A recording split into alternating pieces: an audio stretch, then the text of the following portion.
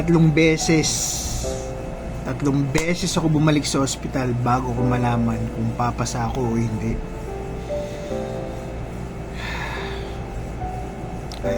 Hi guys, balik tayo dito sa story ko, no? So, I hope okay kayo lahat. So, sa part 2, shinare ko po sa inyo kung paano ako pumasa sa interview at kung paano ko nakuha yung trabaho, no?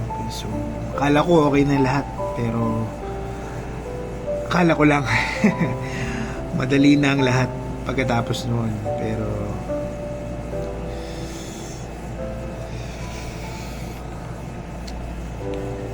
hindi pala guys. So doon pa lang pala yung nagsimula yung mahirap na parte.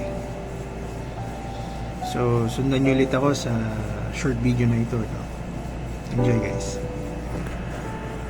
Pagkatapos pumasa, dumiretso ako sa Maynila para sa requirements. Pero sa medical, doon ako pinakasinubok.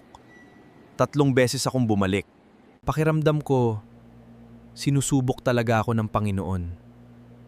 Pero sa halip na sumuko, doon ko lalo nilakasan ang loob ko. Sa awa ng Diyos, nalagpasan ko rin. Biometrics, POEA, Saudi Embassy, halos umabot din ng 2 months yung buong pangproseso. Then June 2025, ayun na ang itinakdang flight ko papuntang Riyadh.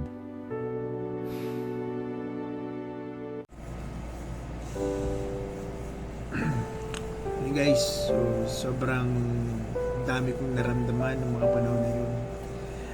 Excited, kinakabahan, at syempre malungkot din dahil malapit ko nang iwan yung family ko, no? So, pero alam ko, so mga time na yun, lahat ng pinagdaanan ko, yung pagpapalik sa medical, paulit-ulit, I think lahat yun ay parte ng preparation.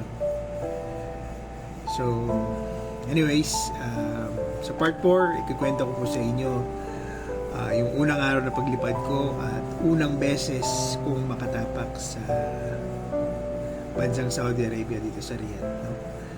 So abangan nyo po, and thank you sa lahat ng mga nagsusupport, and God bless you all mga kanisyerto.